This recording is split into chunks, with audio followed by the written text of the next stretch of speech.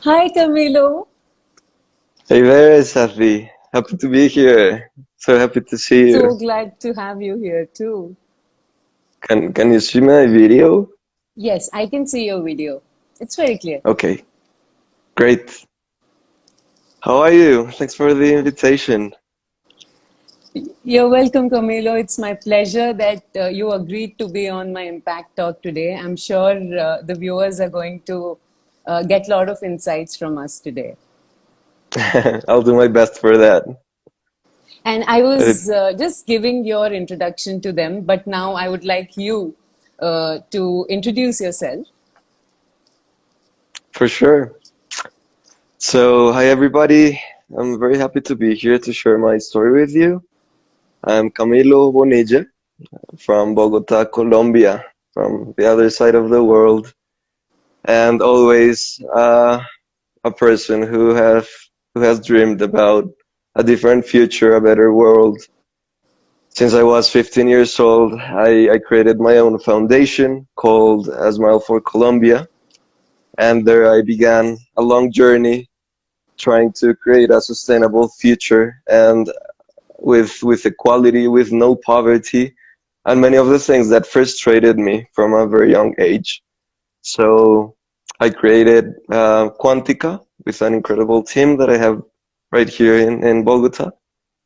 And basically, what we do is to train new social entrepreneurs because we believe that social entrepreneurship is a really strong vehicle to create sustainable change in the world. So yeah, I'm leading that. I'm one of the co-founders of this Quantica Dream, and we have many dreams ahead to accomplish. So that's That's in brief who I am. That's wonderful. And for the viewers who are joining on your behalf, I'm Sahithi and I'm. So I will never forget how I felt in that experience and in that interaction that I had. That was 10 years old. I was 10 years old back then. And then I think later on, when I was 15 years old in high school, and I created an organization called Esmal for Colombia that I already mentioned when I was introducing myself. I I joined with a group of friends, and basically what we did was doing the same thing. We was going to the street, but this time just like going every place and giving lots of food and help to different people, and understanding that in the world we're not only missing food but also missing human touch.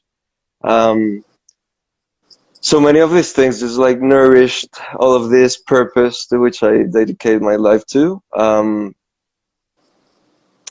But I think those moments were very critical. First one was just like understanding that there were other bigger realities than the one that I had in Right. my privileged life, and then just like other experiences that frustrated me so much, but also gave me such a strong purpose, and Right. also in a way that pushed me and led me and let me know you can do it. You can be somebody that can create change. Right. So I think those experiences gave me that push to say you can do it. So hands on. Right. So, why did you go back to Bogota after your master's in social entrepreneurship in San Francisco? It was the plan in the beginning. I think even if I Okay. mean I have a little bit messy mind and head, not very organized to others people perception. Nevertheless, I think I'm very strategic when I think about things that matter to me. Mm. And Quantica and my social impact dream is at the center of my heart.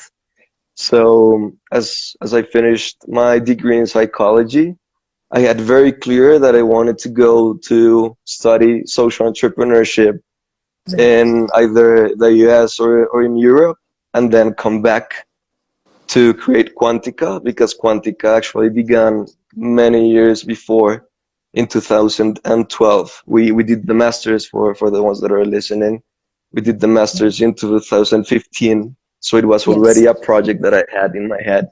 And as I was telling you, it was just the plan, you know, go study and come back and Right. work for a country that is so like has so many problems, but as well so many opportunities. We just need people to work upon them.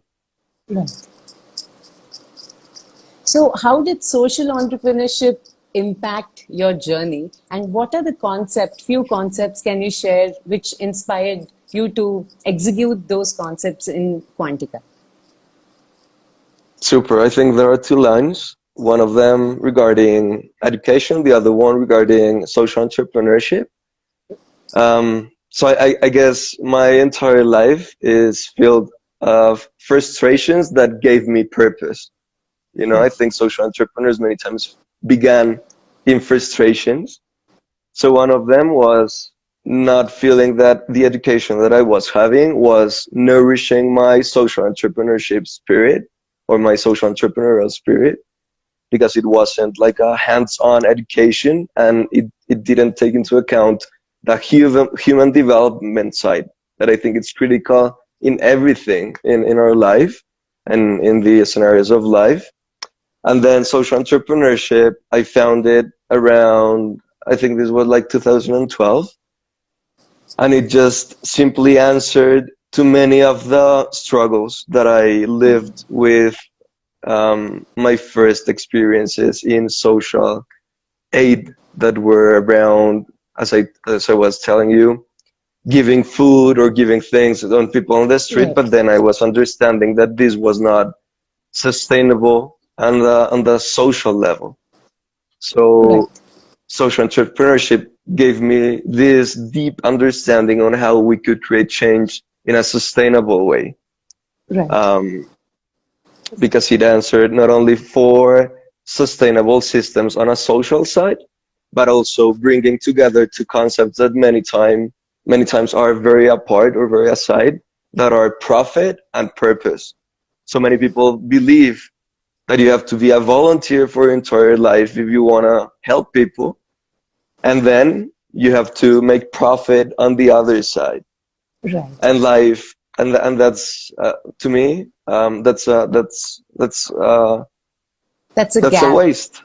Yeah, Yes. that's a waste. That's a gap. Just because people can't really, if you're a volunteer, but you need to live, you need to pay your bills for your education, for your family, etc. You will never be 100% working on that social purpose that you really want to invest your life in, unless you make Yes. money from it, and that makes it sustainable for everybody. It's a win-win-win, win-win-win. You know, it's like Yes. a win-win for everybody, and that's the system that we need to create. And I Right. think that's what brings social entrepreneurship in my life. How did when did the Quantica journey begin? You said it began in 2012. So, can you tell us what inspired you to create Quantica and what is the model of Quantica? How does it work? Sure. So I had a very I was very passionate about education since high school. As again, frustrated too. Like I saw many things that needed to change to really, um, how to say this, like to let people understand that they have the potential inside them. Because I feel Right. many times that education doesn't allow this. Um, So when we were working with our first foundation, being high schoolers, we were very obsessed with the idea of creating a primary school. And then when I was in university, I had the chance of working with the Chaos pilots that basically they have a 3-year program. They are a Danish school of social innovation. And as part of their 3-year program, they send their students to different parts of the world to work in projects. So in 2012, they came to Bogota, Colombia. And since I was working with my foundation, one of the first tasks was to connect with local people. And luckily, I was part of that group of local people. So I had a magnificent experience of just like working with them in a really hands-on process, creating projects in a very collaborative way, just like trying to nourish all of that creative potential that everybody in the team had. And we had incredible results. We developed this project called 100 in one day, where in the 26th of May of 2012, we got 5,000 people in Bogota to make 240 urban interventions around the whole city. So graffitis, public classes, cleaning the streets, etc., etc. And that made me realize that we were lacking this type of educational spaces in Colombia.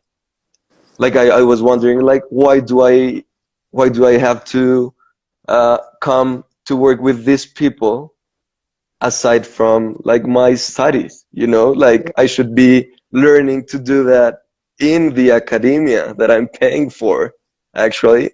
And now I'm having like this free education just because I met these Danish people, and I'm having one of the most impactful, but also like learning experiences of my life. But I'm also having one of the most impactful results in my projects that I've had in my Right. life.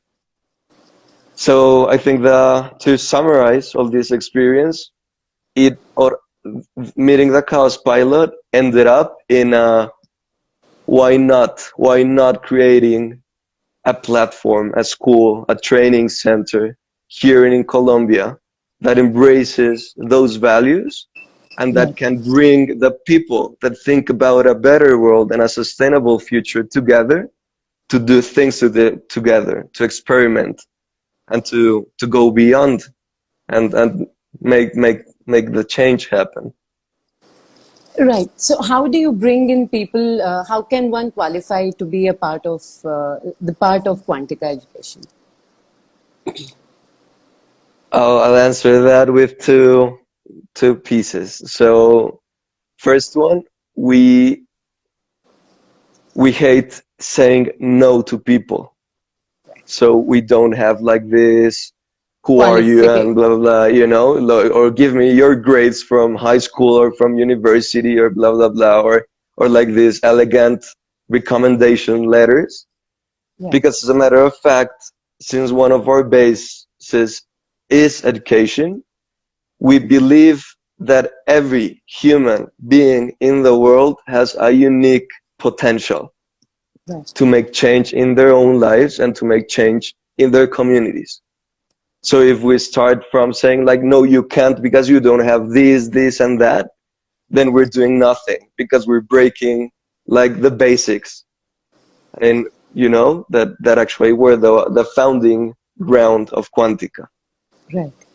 Rather than that, in terms of profiles, I think the people that come to Quantica are people that, in general terms, and one way or another, are rebels. Are people that don't feel comfortable in what they are living in their communities. They are noticing problems, and they feel that they need to do something about it. You know, they are like cultural, hopeful, romantic, vagrants, you know, people with this entrepreneurial mindset that can't stay still when they see something that should be changed. Right. And I think that's the type of people that come here. You've put it very beautifully.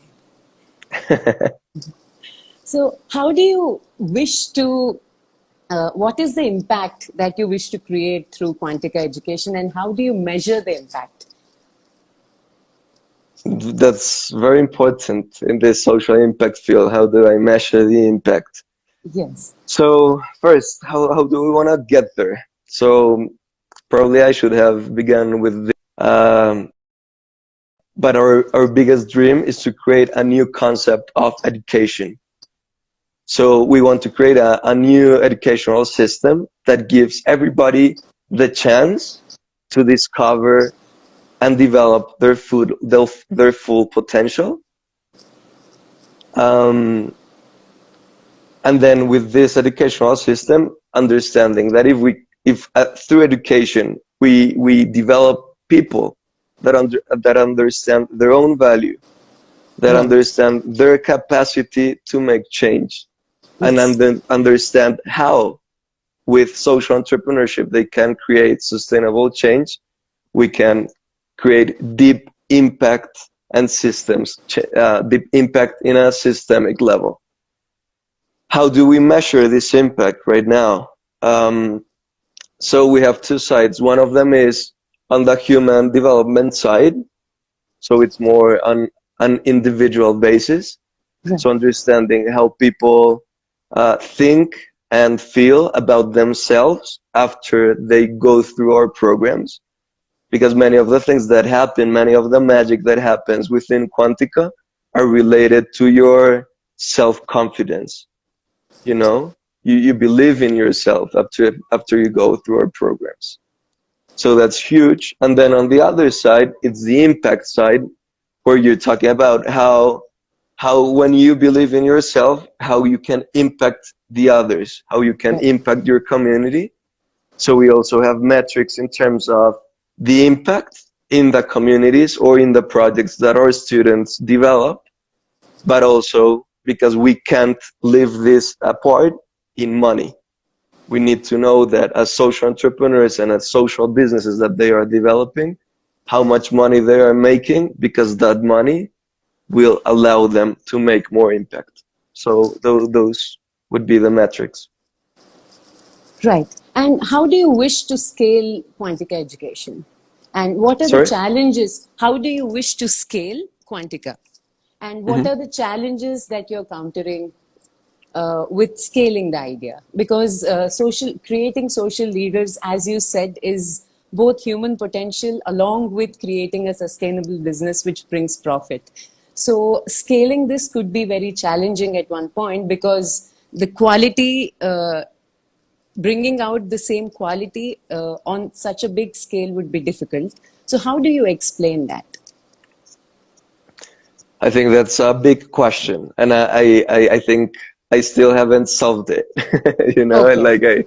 I'm still thinking about it, and I think Right. that's one of the biggest challenges for social entrepreneurs, because we need to be really, really careful in how we balance deep impact and scaling.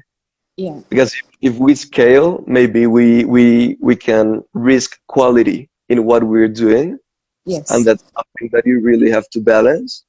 But what I'm saying here is not you can't.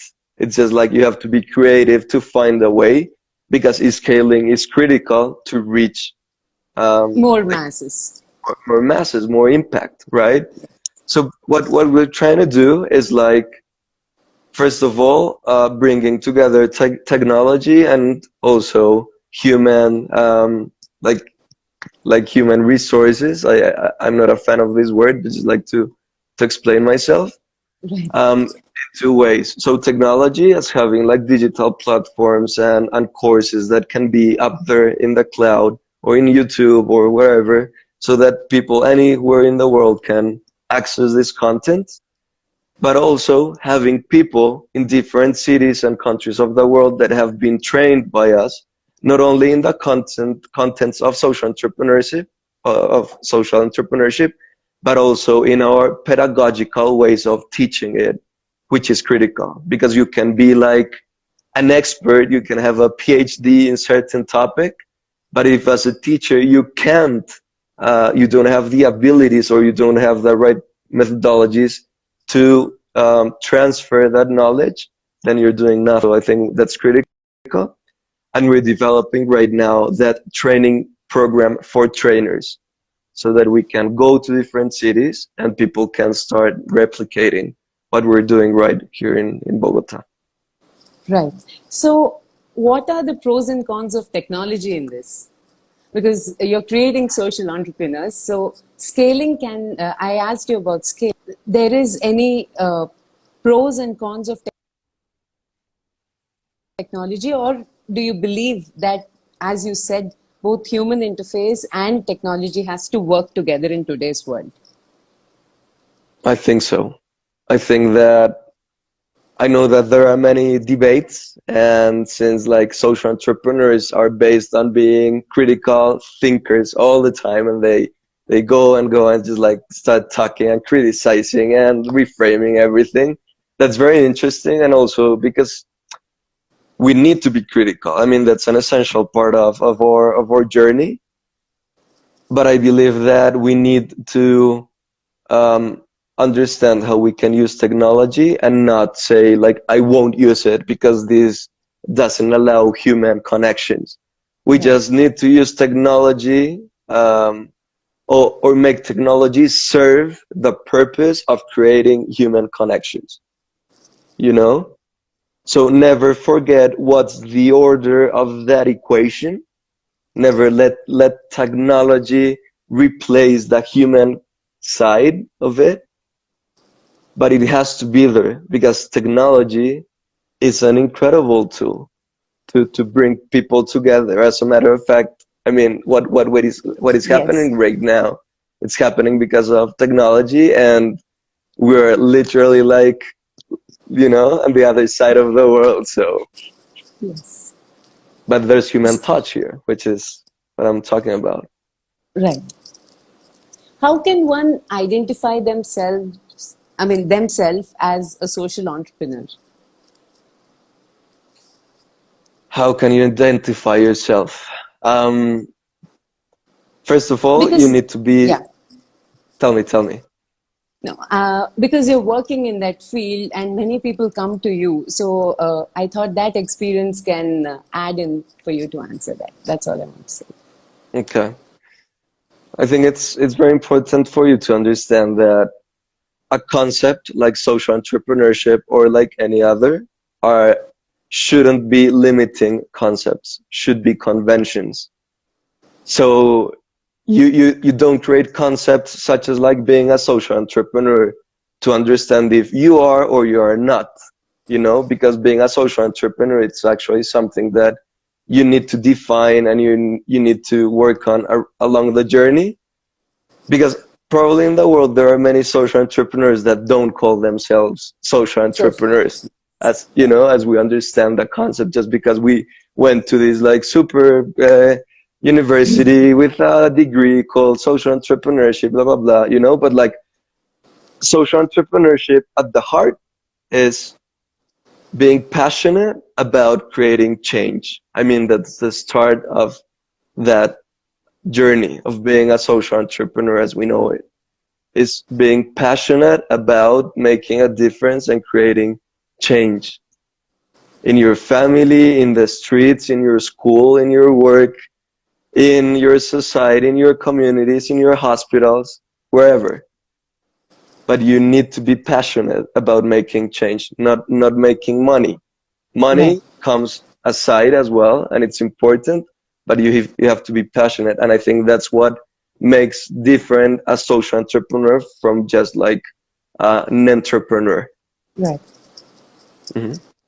So, Camilo, my last question to you is what is your comment? I wanted you to comment on social impact investments. Like, whoever is looking forward to invest in any enterprises or invest their money, people have a very different conception of a social enterprise, may not give them profits or they might not give them much money. So there needs to be a mind shift in people on how they perceive social impact investments. So what is your Mm. comment on that?